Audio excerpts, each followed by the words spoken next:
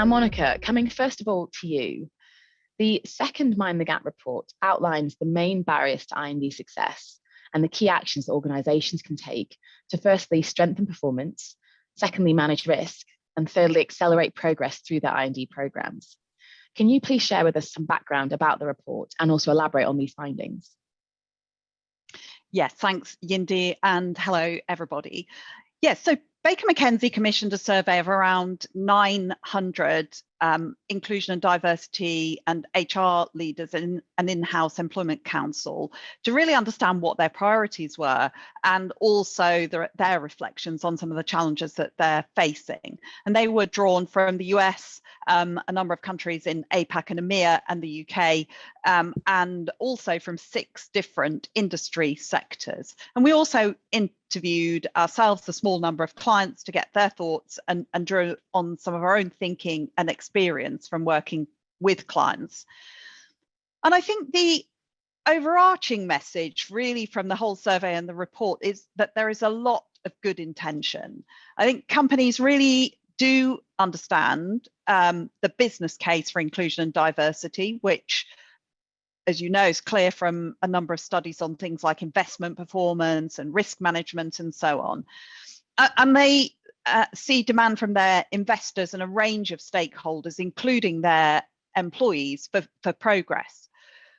But despite that focus on the area, in some cases, really over a long period of years, organisations hadn't necessarily made the progress that they wanted to make. And so women, some ethnic groups and disabled people in particular remain underrepresented at senior levels. And in fact, disabled people remain heavily underrepresented in the workforce as a whole.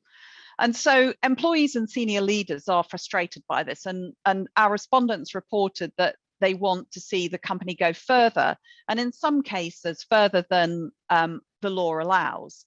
And obviously that's understandable, but it also, I think, introduces some legal and compliance challenges. And that relative lack of progress was shown really, I think, starkly by the section in the report on people's priorities. We asked the participants to name their immediate priorities and then their sort of priorities for, say, 2 years from now. And far and away, the number one priority was creating a speak up culture. And then that was followed by raising awareness, recruitment and retention of diverse talent, and then also equal pay or pay equity, which we're going to come on to, I know. And then looking out a couple of years from now, they said their focus would then be on increased board and senior leadership diversity, still raising awareness and improving conduct, and also promoting collective responsibility for inclusion and diversity beyond sort of diversity teams.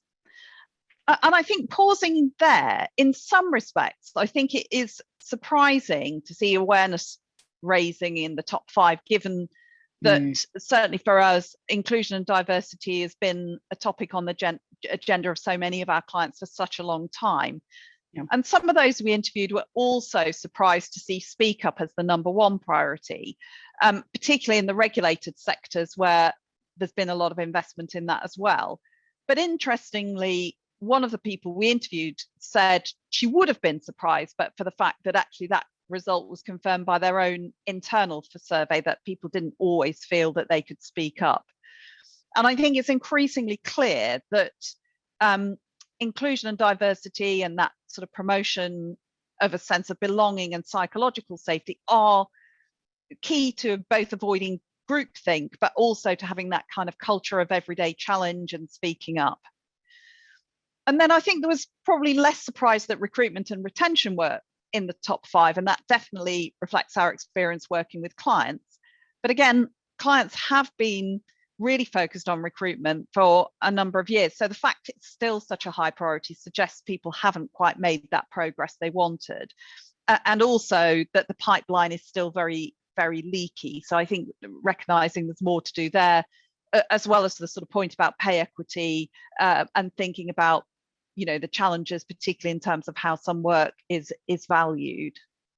Yeah, really interesting. Thank you, Monica. And I think the leaky pipeline and culture points in particular are very, very interesting ones. And given where organisations are, What were some of the key actions that they said they were taking to tackle these priorities and challenges? So I think there were four things really. The first two were probably a significant investment in training and policies over the past few years. And then we also see a growing interest in what in the UK we would term positive action measures. So things like mentoring circles, broadening the recruitment pool, sponsorship, diverse shortlists. And then the fourth thing would be better use of data. And so on things like training, organisations have implemented training on a whole range of topics, and there was some detail on that. So things like bullying, harassment, unconscious bias, mental health, anti-racism. And that's important because in some countries, training is compulsory, and in many others, it's relevant to how you manage discrimination litigation. But of course, ideally, you want the training to prevent any of that happening in the first place. Yeah. But I think one challenge that people reported is that although they thought the training was effective, there was limited objective measurement of whether it in fact changes behaviour and culture. And so I think that would be interesting to talk more about. And then similarly with policies, demonstrating through policies that this organisation is interested in the employee experience, is an inclusive place to work. So many organisations have long-standing policies on equal opportunities and bullying and harassment, but they're now moving to think about things that are more sort of directly focused on employees' experience. So things like baby loss policies, domestic abuse, menopause, fertility policies, and actually often topics that affect women, albeit not exclusively women. And I think that's seen as an important part of demonstrating that this is a culture that recognises your own unique experience. And they're definitely a good thing, but again, raise the question, is that really changing the culture? Yeah, great question. And who knows at the moment? I suppose time will tell, though. We have been waiting some time already, I think, in a number of cases. But I mean, you mentioned data, and that was also raised as part of the first Mind the Gap survey that we undertook, which surveyed compliance and investigations professionals. Now, what did the second Mind the Gap report find on data? Yeah, so I think on that question, I think there was a sort of general recognition that organisations can probably do much more with data, in a sense that they'd focused on developing initiatives, but it wasn't always clear how they fitted into the overall strategy, and also how they would measure the success of them. And that there was more they could do, in particular, not just to understand their high level demographic, but also to sort of what I would call look under the bonnet. So understand where the pinch points are, what's really going on, so you can target and prioritize. So for example, on retention, if we know the pipeline is leaking here, why is that? Is there something about the criteria we use to sort of measure success, or the template of what success looks like, or what are the barriers that people are facing that we could plug? And data can also help bring about accountability, for example, in terms of leadership KPIs. And it was clear organisations want to do more, albeit they also have a challenge in encouraging employees to share their data. There's some level of lack of trust on employees' part.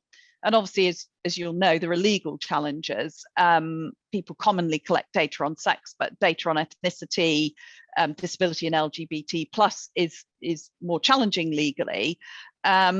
But despite those limitations, I think we see an appetite to take a level of risk with data and encouraging people to voluntarily self-declare. So I think definitely that point about leveraging data to help you understand what's going on and focus resource. And I think some attention is now also turning not just to the demographic data, but also to measurement of things like inclusion. And again, it's a sort of important growing area that can potentially tell you quite a lot about an organisation.